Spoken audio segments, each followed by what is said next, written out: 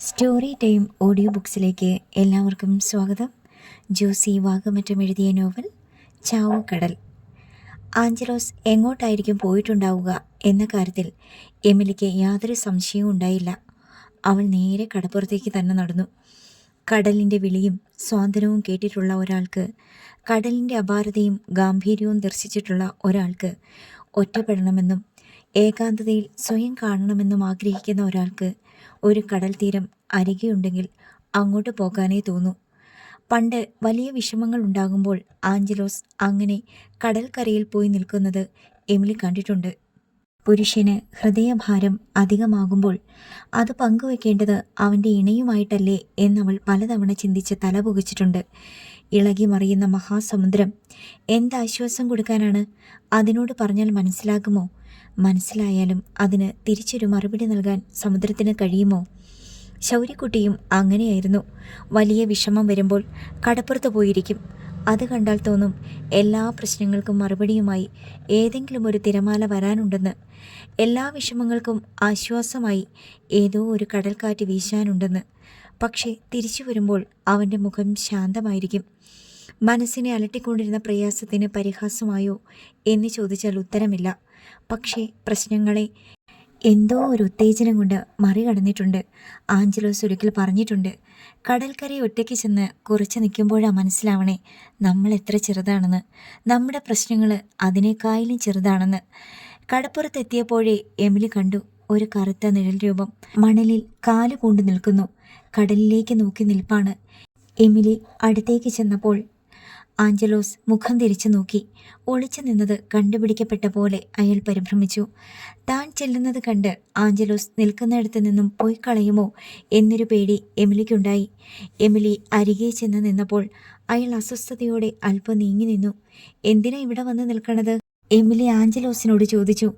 ആഞ്ചലോസ് മറുപടിയായി എന്തോ ശബ്ദം പുറപ്പെടുവിച്ചു. എന്താ പറഞ്ഞത്? എമിലി ചോദിച്ചു. അയാൾ വെറുതെ തലയാട്ടി. തൻ്റെ സാമീപ്യം ആഞ്ചലോസിന് തീരെ ഇഷ്ടപ്പെടുന്നില്ലെന്ന് എമിലിക്ക് മനസ്സിലായി. ആഞ്ചലോസിന് ഇപ്പോൾ താൻ വെറുമൊരു അന്യ സ്ത്രീയാണ്. പണ്ട് ഭാര്യയായിരുന്നു എന്നൊരു അവകാശവാദം പറയുന്ന സ്ത്രീ. വീട്ടിലേക്ക് പോകാം. എമിലി ആഞ്ചലോസിൻ്റെ കൈക്ക് പിടിച്ചു. ആഞ്ചലോസ് ഒന്ന് നടുങ്ങി എന്ന് അവൾക്ക് തോന്നി. അയാൾ കൈ വലിക്കാൻ ശ്രമിച്ചപ്പോൾ അവൾ മുറുകെ പിടിച്ചു. സ്വന്തം വീട്ടിലോട്ടല്ലേ വന്നത്? സ്വന്തം അമ്മയും ഭാര്യയും മക്കളും അല്ലേ? ഇവിടുന്ന് പോയ ആളാ ആഞ്ചലോസ്. തിരിച്ചു വന്നപ്പോൾ ഞങ്ങളുടെ കൂടെ തന്നെ നിൽക്കണ്ടേ? എമിലി പറഞ്ഞത് കടലിനോടാണെന്ന മട്ടിൽ അയാൾ കടലിനെ നോക്കി. വാ. എമിലി അല്പം അധികാരഭാവത്തിൽ അയാളുടെ കൈക്ക് പിടിച്ചു വലിച്ചു. ചെകുത്താനിൽ നിന്ന് രക്ഷപ്പെടാൻ ഓടി കടൽക്കര എത്തിയ ആൾ കടൽ കടക്കാൻ മാർഗമില്ലെന്ന് കണ്ട് ചെകുത്താൻ്റെ അടുക്കലേക്ക് മടങ്ങുന്ന പോലെ ആഞ്ചലോസ് എമിലിയോടൊപ്പം നടന്നു. വീടിൻ്റെ തിണ്ണയിൽ കുഞ്ഞനെയും ജാനറ്റ് നിൽപ്പുണ്ടായിരുന്നു. ഡെന്നിച്ചൻ മുറ്റത്തിറങ്ങി നിൽപ്പുണ്ട്. പിണങ്ങിപ്പോയ കുട്ടിയെ കൂട്ടിക്കൊണ്ടുവരുന്ന പോലെ എമിലി ആഞ്ചലോസിനെ കൊണ്ടുവരുന്നത് കണ്ട് കുഞ്ഞനെ ചോദിച്ചു, എവിടെ ചെന്ന് പിടിച്ചു? കടപ്പുറത്ത് നിൽപ്പുണ്ടായിരുന്നു. അവിടെ എന്നാ ചെയ്യുമായിരുന്നു? വെറുതെ കടലിലോട്ട് നോക്കി നിൽക്കുക. അവനിപ്പോൾ തിരിച്ച് ശ്രീലങ്കയ്ക്ക് പോകണമായിരിക്കും. കുഞ്ഞന പറഞ്ഞത് കൃത്യമായിരുന്നു. ആഞ്ചലോസ് പിന്നെയും ആ തിണ്ണയിൽ വന്ന് തൂണും ചാരിയിരുന്നു. രാത്രിയല്ലേ, ഇങ്ങകത്തായിട്ട് കയറിപ്പോര്, കുഞ്ഞന പറഞ്ഞു. ആഞ്ചലോസ് അത് തന്നോടല്ലെന്ന മട്ടിലിരുന്നു. അത്താഴത്തിൻ്റെ സമയത്ത് കുഞ്ഞന ആഞ്ചലോസിനെ അകത്തേക്ക് വിളിച്ചു. ആഞ്ചലോ, അകത്താട്ട് കയറി വാ മക്കളെ. ഡെന്നിച്ചനും ജാനറ്റിനും അത് കേട്ടിട്ട് ചിരി വന്നു. ഡെന്നിച്ചൻ ജാനറ്റിൻ്റെ ചെവിയിൽ പറഞ്ഞു, മക്കളേന്ന്. മിണ്ടാതെ, ജാനറ്റ് അവനെ ശാസിച്ചു. കണ്ടാ വല്യമ്മച്ചിയുടെ അപ്പനാന്ന് തോന്നും, എന്നിട്ടാണ് മക്കളേന്ന് ഡെന്നിച്ചൻ വീണ്ടും ജാനറ്റിൻ്റെ ചെവിയിൽ പറഞ്ഞു. അത് കേട്ട് ജാനറ്റിന് പിന്നെയും ചിരി പൊട്ടി. എന്തോ നാടാ കുശുകുശുക്കുന്നേ? കുഞ്ഞന ഡെന്നിച്ചനെ കൃത്തിച്ച് നോക്കി. ഒന്നുമില്ല വല്യമ്മച്ചി, എനിക്ക് മനസ്സിലായി. ഞാൻ അവനെ മക്കളേന്ന് വിളിച്ചതാണ് നിങ്ങൾ ചിരിക്കാൻ കണ്ട കുറ്റം അല്ലേ? മകന് 90 വയസ്സായാലും 110 വയസ്സുള്ള അമ്മ അവനെ മോനീന്ന് തന്നെ വിളിക്കും. അങ്ങനെ അമ്മമാര്. വെല്ലുമിച്ച് വിളിച്ചോ, ഒരു തെറ്റുമില്ലെന്നേ, ജാനറ്റ് പറഞ്ഞു. അത്താഴം കഴിക്കാൻ എത്ര വിളിച്ചിട്ടും ആഞ്ചലോസ് വീടിനകത്തേക്ക് കയറുന്നില്ല. ഒടുവിൽ എമിലി കഞ്ഞിയും പയറും മത്തി പീര പറ്റിച്ചതും മോരുകറിയും കൂടി വിളമ്പി തിണ്ണയിൽ കൊണ്ടുവന്ന് വെച്ചു കൊടുത്തു. ചെറിയ ബക്കറ്റിൽ കൈ കഴുകാനുള്ള വെള്ളവും പ്ലാസ്റ്റിക് മഗ്ഗും വെച്ചു. ഭക്ഷണം കഴിക്കാൻ ആഞ്ചലോസ് ഒരു മടിയും പ്രകടിപ്പിച്ചില്ല. കൊടുത്ത ഭക്ഷണം നല്ല രുചിയോടെ വൃത്തിയായി കഴിച്ചു തീർത്തു. പ്ലേറ്റിൽ ഒരു കറിവേപ്പില കഷ്ണം പോലും ബാക്കിയുണ്ടായില്ല. രാത്രി ആഞ്ചലോസിന് കിടക്കാൻ എമിലി മുറിയിൽ കട്ടിലൊരുക്കി കോസടി വിരിച്ച് അതിന്മേൽ കിടക്ക വിരിച്ചിട്ടു. പുതിയ ഉറയിട്ട തലയണ വെച്ചു. പുതപ്പും പുതുതായി വാങ്ങിയത് തന്നെ. കട്ടിലിനപ്പുറത്ത് നിലത്ത് തനിക്ക് കിടക്കാൻ പായ വിരിച്ചു. ഇനിയൊരു കട്ടിലുള്ളതിൽ കുഞ്ഞനെയാണ് കിടക്കുന്നത്. ഡെന്നിച്ചിന് കിടക്കാൻ കാലുകൾ മുടന്തിപ്പോയ ഒരു സോഫയുണ്ട്. അത് മറിച്ചിട്ടാൽ സോഫ കം ബെഡാവും. ഡെന്നിച്ചിന് പക്ഷേ അത്ര വീതിയൊന്നും വേണ്ട. സോഫയിൽ ഇരിക്കുന്ന ഭാഗം തന്നെ ധാരാളം. കിടക്കാൻ നേരം എമിലി ചെന്ന് ആഞ്ചലോസിനെ അകത്തോട്ട് വിളിച്ചു. പക്ഷേ എത്ര പറഞ്ഞിട്ടും ആഞ്ചലോസിന് വീട്ടിനകത്ത് കിടക്കണ്ട. ആ തിണ്ണയിൽ കിടക്കുന്ന പുൽപ്പായ ധാരാളം മതി. എമിലി അയാളോട് കഴിവതും പറഞ്ഞു നോക്കി. കുടുംബനാഥനാണ്, എല്ലാവരെയും നോക്കേണ്ട ആളാണ്. തൻ്റെ ഭർത്താവിൻ്റെ സ്ഥാനത്തിരിക്കുന്ന ആൾ ഏറ്റവും ബഹുമാനിതമായ സ്ഥലത്താണ് കിടക്കേണ്ടത്. അതൊന്നും ആഞ്ചലോസിനെ സ്പർശിച്ചതേയില്ല. പറഞ്ഞ് ഒടുവിൽ എമിലിക്ക് കരച്ചിൽ വന്നു. എന്നെയും ഇത്രയില്ലാത്ത 2 കുഞ്ഞുങ്ങളെയും ഇട്ടിട്ട് പോയതല്ലേ? എത്ര വർഷം കഴിഞ്ഞുപോയി. ഞാൻ എന്തെല്ലാം സഹിച്ചു. വല്ലതും അറിഞ്ഞായിരുന്നാ? മക്കളെയും എടുത്താണ്ട് കടലിൽ ചാടി ചത്ത് കളഞ്ഞാലോന്ന് എത്ര പ്രാവശ്യം വിചാരിച്ചിട്ടുണ്ട്. നിങ്ങൾ ജയിലിൽ കിടന്നതിനേക്കാളും വിഷമായിരുന്നു ഞങ്ങൾക്ക് ഇവിടെ കടപ്പുറത്ത്. ആഞ്ചലോസ് അരകലിന് കാറ്റ് പിടിച്ചതുപോലെ അതേ ഇരിപ്പിരുന്നു. അയാളോടാണോ പറയുന്നത്, അതോ മറ്റു വല്ലവരോടുമാണോ? കേൾക്കുന്നവർക്ക് മനസ്സിലാവില്ല. രാത്രി എണീറ്റ് എങ്ങോട്ടെങ്കിലും പോകാൻ വേണ്ടിയാണോ ഇവിടെ കിടക്കണത്? ആണോ? അങ്ങനെ പോയി എല്ലാവരുടെയും ശാപം കിട്ടും നിങ്ങൾക്ക്. അതിനു മാത്രം ദുരിതവും കഷ്ടപ്പാടും സഹിച്ച് നിൽക്കുക ഞങ്ങളിവിടെ. നിങ്ങളെ ഇങ്ങോട്ട് തിരിച്ചു കൊണ്ടുവരാൻ വേണ്ടി എന്താരും ബുദ്ധിമുട്ടി. ആരെല്ലാം ബുദ്ധിമുട്ടി.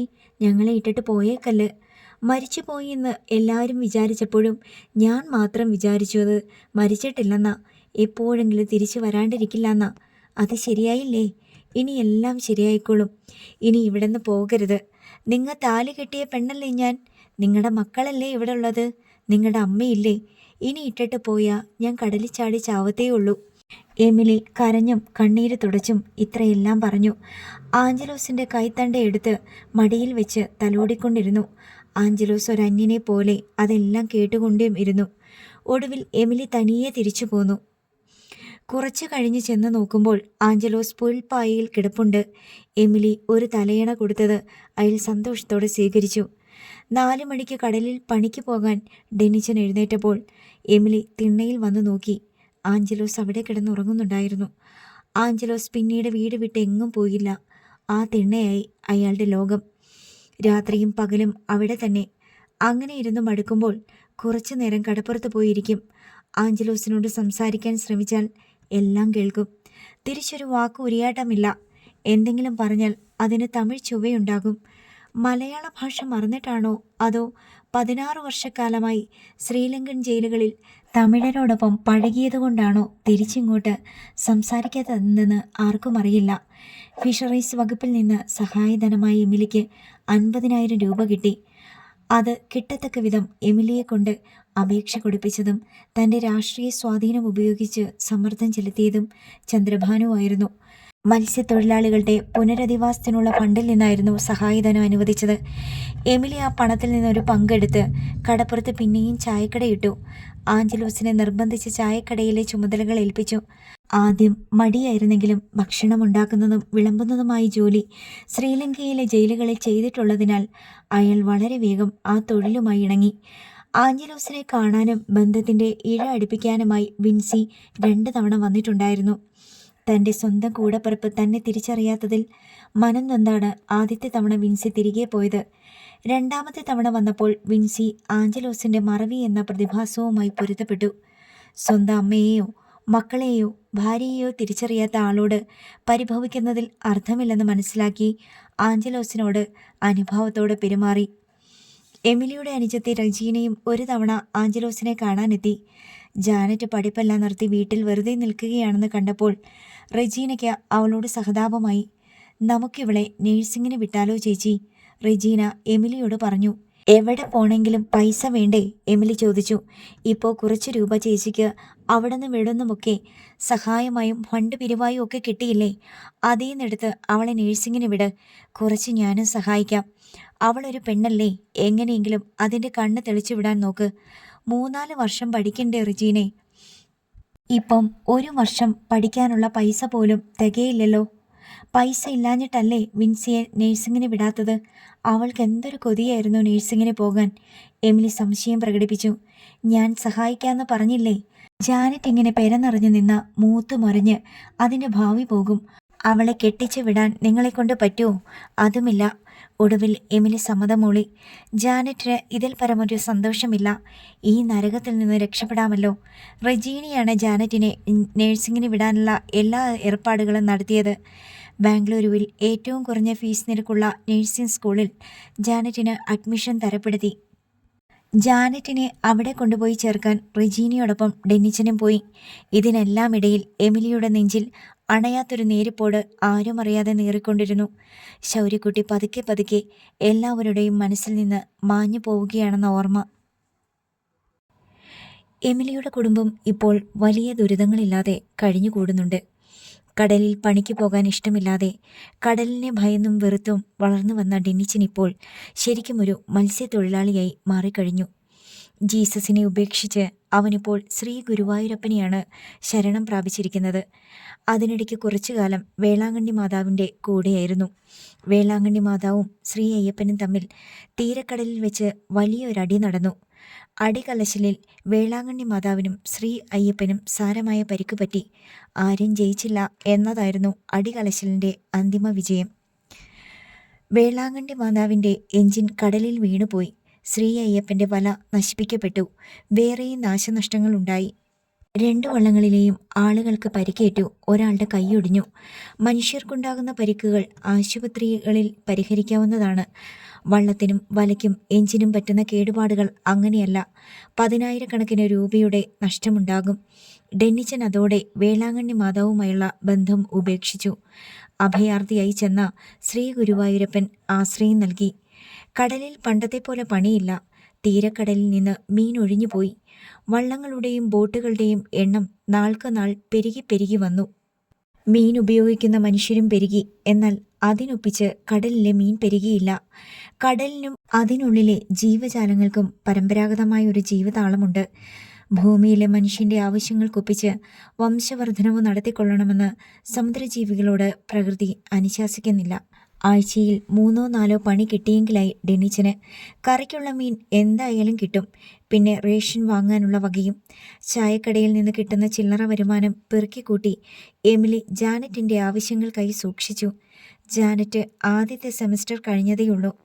അപ്പോഴേക്കും വീണ്ടും പ്രേമം വില്ലനായി വന്നു.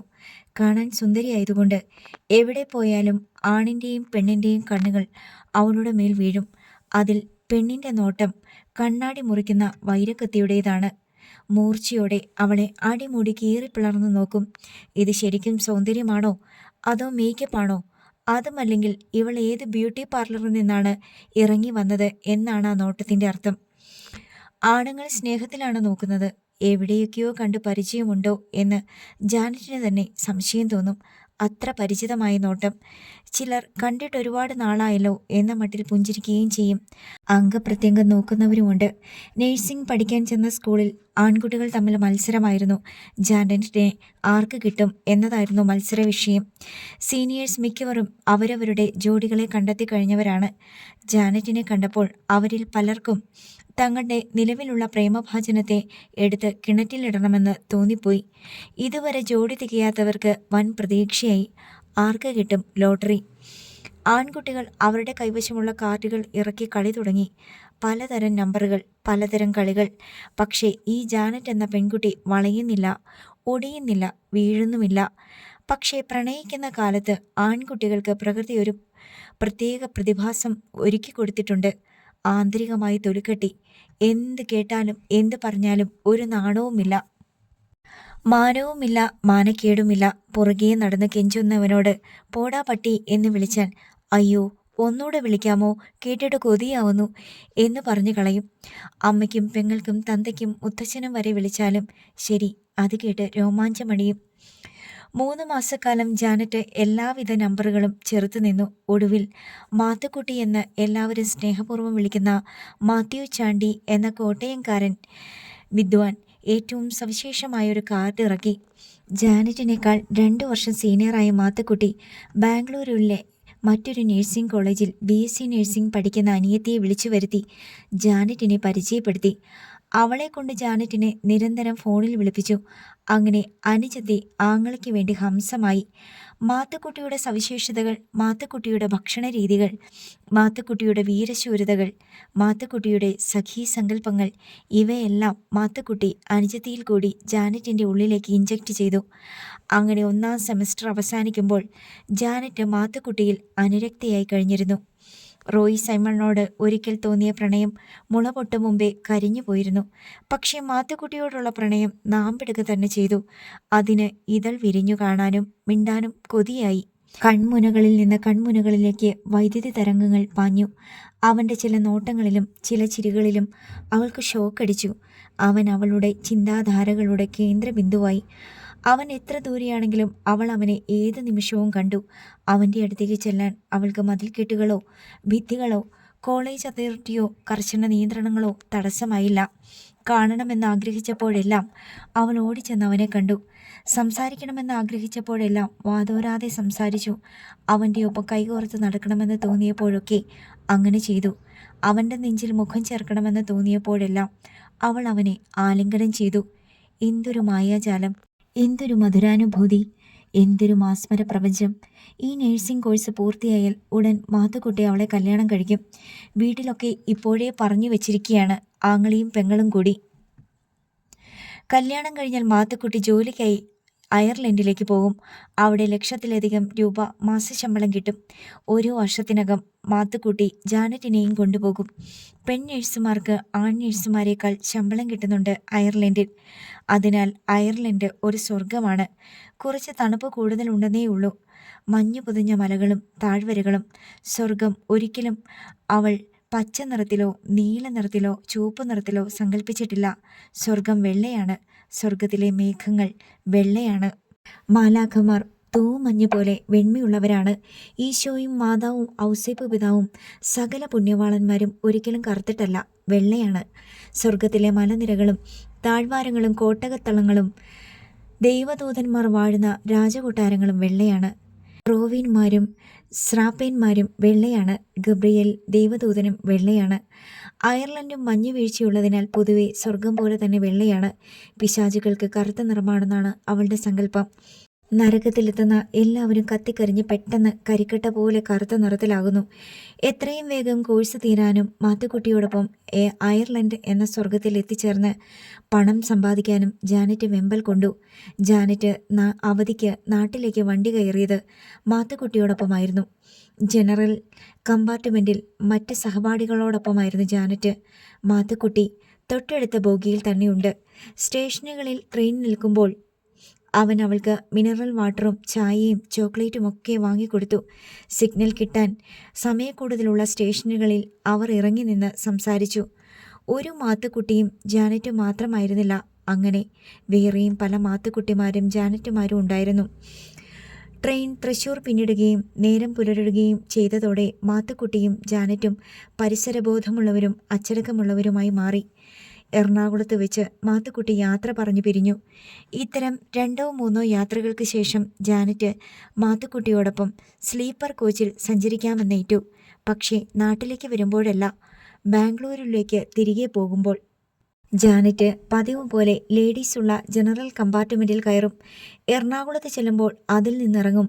അവിടെ കാത്തു നിൽക്കുന്ന മാത്തുക്കുട്ടി അവളെ സ്ലീപ്പർ കോച്ചിലേക്ക് കൂട്ടിക്കൊണ്ടുപോകും. അവൻ അവിടെ അവൾക്ക് വേണ്ടി ടിക്കറ്റും ബർത്തും ബുക്ക് ചെയ്തിട്ടുണ്ട്. കേരളം വിട്ടുകഴിഞ്ഞാൽ ആര് തിരക്കാൻ, ആര് കാണാൻ, പിന്നെ എന്ത് ഡിസിപ്ലിൻ. ആദ്യം സെമി സ്ലീപ്പർ ഓൾവോ ബസ്സിലേക്കാണ് മാത്തുക്കുട്ടി ക്ഷണിച്ചതെങ്കിലും അതിൽ കയറാൻ അവൾക്ക് ഭയമായിരുന്നു. റെയിൽവേ ലൈനിന് വലിയ വക്രതയൊന്നുമില്ല. നേരെ വാ നേരെ പോ എന്നതാണ് റെയിൽവേ ലൈനിൻ്റെ സ്റ്റൈൽ. അതിൽ അവൾക്ക് കൂടുതൽ സുരക്ഷിതത്വം അനുഭവപ്പെടുന്നുണ്ട്. പക്ഷേ മാത്തുക്കുട്ടിക്കും അസൂയാലുക്കളായ ശത്രുക്കളുണ്ടായിരുന്നു. ജാനറ്റിനു വേണ്ടിയുള്ള അംഗക്കളരിയിൽ പരാജയപ്പെട്ടു പോയവർ, മാത്തുക്കുട്ടിയോട് അസൂയമൊത്ത് ഇരിക്കപ്രതിയില്ലാത്തവർ. ഒരു ദിവസം റെജീനയുടെ മൊബൈൽ ഫോണിലേക്ക് കോൾ വന്നു. റെജീന കോൾ എടുത്തപ്പോൾ ഒരു പുരുഷ സ്വരം കേട്ടു. ഹലോ മാഡം, റെജീന മാഡമല്ലേ സംസാരിക്കുന്നത്? അതെ, നിങ്ങളല്ലേ ജാനറ്റിന് ഫീസും വണ്ടിക്കൂലിയും കൊടുത്ത് നേഴ്സിംഗ് പഠിപ്പിക്കാൻ അയച്ചിരിക്കുന്നത്? അതെ. നിങ്ങളാരാ സംസാരിക്കുന്നത്? ഞാൻ അവളുടെ കൂടെ നേഴ്സിംഗ് പഠിക്കുന്ന ഒരുത്തനാ. നിങ്ങൾ അവളെ പഠിക്കാനാണോ അയച്ചിരിക്കുന്നത്? അതോ വല്ലവന്മാരുടെയും കൂടെ അഴിഞ്ഞാടാനാണോ? നിങ്ങൾ ആരാണെന്ന് പറയൂ. ഞാൻ ആരാണെന്നല്ല നിങ്ങൾ അറിയേണ്ടത്, പെണ്ണ് ഇവിടെ വന്ന് എന്ത് ചെയ്യുന്നുവെന്നാ. കണ്ട ആണുങ്ങളുടെ തോളേ കയറി നടക്കുക അവള്. ആ വിവരം നിങ്ങൾക്കറിയാമോ? കുറച്ച് തൊലി വെളുപ്പുണ്ടെങ്കിൽ ഏത് പെണ്ണിൻ്റെയും പുറകെ ഈച്ച പോലെ മണത്ത് നടക്കാൻ വായി നോക്കികൾ ഇഷ്ടം പോലെയുണ്ട് ബാംഗ്ലൂര്. ചുമ്മാ കുറേ ഫീസും കൊടുത്ത് പഠിക്കാനാണെന്നും പറഞ്ഞ് അയച്ചാൽ മാത്രം പോരാ. അവളൊക്കെ ഇവിടെ വന്ന് എന്താ ചെയ്യുന്നതെന്നും കൂടി നോക്കണം. ട്രെയിൻ കേരളത്തിൻ്റെ അതിർത്തി വിട്ടു കഴിഞ്ഞാൽ പിന്നെ അവൾക്കൊന്നും നാണവുമില്ല, മാനവുമില്ല, ഒരു കുന്തവുമില്ല. ഞാനും ബാംഗ്ലൂരിൽ പോയി നേഴ്സിംഗ് പഠിച്ചവളാ. എനിക്കറിയാം. നീ കൂടുതലൊന്നും പറയണ്ട. നിനക്ക് ധൈര്യമുണ്ടെങ്കിൽ നീ ആരാണെന്ന് പറയടാ. റെജീന ഒട്ടും വിട്ടുകൊടുത്തില്ല. ഞാൻ പറയുന്നത് തെറ്റാണോ ശരിയാണോ എന്നറിയണമെങ്കിൽ അവൾ തിരിച്ചു പോകുമ്പോൾ നിങ്ങളാരെങ്കിലും അവൾ അറിയാതെ അവളെ ഫോളോ ചെയ്യണം. എറണാകുളത്ത് ചെല്ലുമ്പോൾ അവൾ ജനറൽ കമ്പാർട്ട്മെൻറ്റിൽ നിന്ന് ഇറങ്ങിപ്പോകുന്ന കാണാം, സ്ലീപ്പർ കോച്ചിലോട്ട്. അതൊന്ന് നോക്കി വെച്ചാൽ നിങ്ങൾക്ക് കൊള്ളാം. എനിക്ക് നിങ്ങളുടെ പെണ്ണ് മോശമായാലും ശരി നന്നായാലും ശരി ഒരു ചുക്കുമില്ല. അടുത്ത നിമിഷം കോൾ കട്ടായി. അനോണിമസ് കോളാണെങ്കിലും റെജീനയെ അതിരുത്തി ചിന്തിപ്പിച്ചു. ഭർത്താവായ ജോജോയോട് അവൾ ഇക്കാര്യം പറഞ്ഞു. എടി, വല്ലവനും വല്ലതും വിളിച്ചു പറയുന്നതിന് ചെവി കൊടുക്കരുത്. ഊമക്കത്ത് പോലെ തന്നെയാ അനോണിമസ് കോളും. വിട്ടുകള. എന്നാൽ റെജീന അതങ്ങനെ വിട്ടുകളയാൻ തയ്യാറല്ലായിരുന്നു. അത്തവണ ദീപാവലി അവധിക്ക് വന്ന ജാനറ്റിനോട് അവൾ ബാംഗ്ലൂരുവിലെ വിശേഷങ്ങൾ ആരാഞ്ഞു. പഠിപ്പെല്ലാം നന്നായി പോകുന്നുണ്ടെന്ന് ജാനറ്റ് പറഞ്ഞു. നിന്റെ കൂടെ ആൺകുട്ടികളും പഠിക്കുന്നില്ലേ? അവരൊക്കെ എങ്ങനെയാ? കുറേ പേരൊക്കെ ഉഴപ്പന്മാരാ. നിനക്ക് ഫ്രണ്ട്സൊക്കെ ഇല്ലേ? നിന്റെ കൂട്ടുകാരികൾ അവരൊക്കെ എങ്ങനെയുണ്ട്? അവരൊക്കെ നല്ലതാ. ആൺകുട്ടികളുമായിട്ട് നിങ്ങൾക്ക് ഫ്രണ്ട്ഷിപ്പ് ഉണ്ടോ? ചിലർക്കൊക്കെ ഉണ്ട്, എനിക്കില്ല കേട്ടോ. നിനക്കെന്താ ഇല്ലാത്തത്? നിന്നോട് ആൺകുട്ടികൾക്ക് ഒരു താല്പര്യവും തോന്നിയിട്ടില്ലേ? തോന്നിയിട്ടുണ്ടായിരിക്കും, പക്ഷേ ഞാൻ അതൊന്നും ശ്രദ്ധിക്കാറില്ല. അതെന്താ ശ്രദ്ധിക്കാത്തെ? ശ്രദ്ധിക്കേണ്ട പ്രായമാണല്ലോ. ഞാൻ ഈ പ്രായത്തിൽ ശ്രദ്ധിക്കുമായിരുന്നല്ലോ. ഞാൻ ഇതിനൊന്നിനുമല്ല ബാംഗ്ലൂരിൽ പോയത്. നേഴ്സിംഗ് പഠിക്കാനല്ലേ. നിന്നെപ്പോലൊരു സുന്ദരി പെൺകുട്ടിക്ക് അവിടെ ആൺപിള്ളേരാരും കൂട്ടില്ലെന്ന് പറയുന്നത് ശുദ്ധ നുണ. ഇല്ലെന്നേ, ഞാൻ സത്യം പറഞ്ഞതാ. ജാനറ്റ് സത്യം എന്ന വാക്കുച്ചരിച്ചപ്പോൾ റെജീനയ്ക്ക് മനസ്സിലായി അവൾ കള്ളം പറയുകയാണെന്ന്. പെൺകുട്ടികൾ സത്യത്തെ കൂട്ടുപിടിക്കുന്നത് കള്ളം പറയാനാണെന്ന് അവൾക്കറിയാം. ഭൂലോകത്തെ 80% സ്വത്തും 80% അധികാരവും 80% സ്വാതന്ത്ര്യവും കുത്തകയാക്കി വെച്ചിരിക്കുന്ന പുരുഷൻ്റെ ഒപ്പം പിടിച്ചു നിൽക്കണമെങ്കിൽ സ്ത്രീക്ക് ബാക്കിയുള്ള 20%ൻ്റെ കൂടെ 60% സത്യം കൂടി കൂട്ടിച്ചേർക്കേണ്ടി വരുമെന്ന് റെജീന മനസ്സിലാക്കിയിട്ടുണ്ട്. ജാനറ്റ് സത്യം പറയില്ലെന്ന് അവൾക്ക് തീർച്ചയായി. പകരം ജാനറ്റ് അവളുടെ ചില കൂട്ടുകാരികളുടെ പ്രണയത്തെപ്പറ്റി പറഞ്ഞ് റെജീനയെ തൃപ്തിപ്പെടുത്താൻ ശ്രമിച്ചു. അവളുടെ സ്വന്തം പ്രണയം തന്നെ മറ്റൊരു പെൺകുട്ടിയുടേതുപോലെ അവൾ അവതരിപ്പിച്ച് കേൾപ്പിച്ചു. തിരിച്ചു പോകും മുമ്പ് എമിലിയോട് റെജീന പറഞ്ഞു, ജാനറ്റ് ആരെയെങ്കിലും ഫോണിൽ വിളിക്കുന്നുണ്ടോയെന്ന് ഒന്ന് ശ്രദ്ധിച്ചേക്കണം. വീട്ടിൽ എമിലിക്ക് 500 രൂപയുടെ മൊബൈൽ ഫോണുണ്ട്. അത് ശൗര്യക്കുട്ടി വാങ്ങിക്കൊടുത്തതായിരുന്നു. ഇപ്പോഴും അവൾ അത് ഉപയോഗിക്കുന്നു. ഡെന്നിച്ചിനുമുണ്ടൊരു ഫോൺ. അതവൻ കടലിൽ പണിക്ക് പോകാൻ തുടങ്ങിയ ശേഷം വാങ്ങിയതാണ്. ജാനറ്റ് തിരിച്ചു പോകേണ്ട സമയമായി. എമിലി അവളെ ഉപദേശിച്ചു. നല്ലോണം പഠിക്കണം. ഈ കുടുംബത്തിന് ഒന്നും ചെയ്യാൻ വേണ്ടിയല്ല നിന്നെ പഠിപ്പിക്കണത്. നിന്റെ ജീവിതമെങ്കിലും രക്ഷപ്പെട്ടു പോകണം. നീ റെജീനയെ കണ്ട് പഠിക്കണം. അവൾ നേഴ്സിംഗ് പഠിച്ചിട്ടാണല്ലോ രക്ഷപ്പെട്ടത്. അന്യദേശത്ത് പോയി താമസിക്കുമ്പോൾ നമ്മൾ ഇടത്തും വലത്തും നോക്കരുത്. അവനൊരു കാര്യം, പഠിത്തം, അത്രയും മതി. ജാനറ്റ് എല്ലാം തലകുരുക്കി സമ്മതിച്ചു. എന്നിട്ട് ചോദിച്ചു, ഇപ്രാവശ്യം എന്നാ എന്നോട് ഇത്രയും വലിയ ഗുണദോഷം? അമ്മയും റെജീന ചിറ്റയും എല്ലാവരും ഇതിനു മുമ്പില്ലായിരുന്നല്ലോ. നിനക്കെന്തോ വലിയ ആലോചനയും പകൽ സ്വപ്നം കാണലും തന്നെത്താനിരുന്ന് ചിരിയും ഒക്കെ കാണുന്നു. അതും മുമ്പില്ലായിരുന്നല്ലോ. ജാനറ്റിന് ഉൾക്കിടലം തോന്നി. താൻ സ്വയം മറന്ന് പെരുമാറിയോ? വീട്ടുകാർക്ക് സംശയത്തിനിട നൽകിയോ? ഒറ്റയ്ക്കിരിക്കുമ്പോഴെല്ലാം മാത്തുക്കുട്ടിയാണ് മനസ്സിൽ. അവൻ്റെ വർത്തമാനം, അവൻ്റെ ചിരി, അവൻ്റെ നോട്ടം. മിക്കപ്പോഴും അവൻ്റെ അടുക്കൽ തന്നെയാണ് താൻ. ആലപ്പുഴ ചെല്ലിക്കടപ്പുറത്തെ ഈ വീട്ടിൽ നിന്ന് കോട്ടയത്തെ അവൻ്റെ വീട്ടിലെത്താൻ ഒരു വിരൽ ഞൊടിക്കുന്ന സമയം മാത്രം മതി. ദാ എത്തിക്കഴിഞ്ഞു. അവൻ്റെ മുന്നിൽ കിതച്ചും കൊണ്ട് നിൽപ്പാണ് അവൻ. അതിശയം. നീ എങ്ങനെ വന്നടി ഇവിടെ? ആരും കാണാതെ വീട്ടിൽ നിന്നിറങ്ങി ഒരൊറ്റ ഓട്ടം. കണ്ടില്ലേ കിതപ്പ്? എന്താ നീ ഇപ്പോൾ പെട്ടെന്നിങ്ങ് വന്നേ? എൻ്റെ മാത്തുക്കുട്ടി ചായ. അവിടെ എല്ലാവർക്കും സംശയം തുടങ്ങി കേട്ടോ. റെജീന ചിറ്റ എന്നെ ക്വസ്റ്റ്യൻ ചെയ്തു. അമ്മ ഗുണദോഷിച്ചു. അവരെങ്ങനെ അറിഞ്ഞു നമ്മുടെ പ്രണയം? ആ, എനിക്കറിയില്ല. എങ്ങനെയോ അറിഞ്ഞു. ഇനി സൂക്ഷിക്കണേ. തിരിച്ചു പോകുമ്പോൾ നമ്മൾ ഒന്നിച്ച സ്ലീപ്പർ ക്ലാസ്സിൽ. മറക്കല്ല്. ചേടാ, വേണ്ടായിരുന്നു. എന്നാ വേണ്ട. ഓ, അപ്പോഴേക്കും കെറിവിച്ചോ? സാരമില്ല, ഞാൻ വന്നേക്കാം. ജാനറ്റ് ഒറ്റ ഓട്ടത്തിന് ആലപ്പുഴ ചെല്ലിക്കടപ്പുറത്തെ വീട്ടിലെത്തി. തൻ്റെ ഈ പോക്കുവരവ് ആരെങ്കിലും കണ്ടോ? ഇല്ല. അവൾ പതിവ് പോലെ ആലപ്പുഴ റെയിൽവേ സ്റ്റേഷനിലെത്തി. മുതുകിലൊരു ബാഗ്, കയ്യിലൊരു ബാഗ്. ഡെന്നിച്ചനും എമിലിയും അവളെ കൊണ്ടുവിടാൻ റെയിൽവേ സ്റ്റേഷനിൽ ചെന്നിട്ടുണ്ട്. ജാനറ്റിൻ്റെ കൂട്ടുകാരികളും ഉണ്ടായിരുന്നു പ്ലാറ്റ്ഫോമിൽ.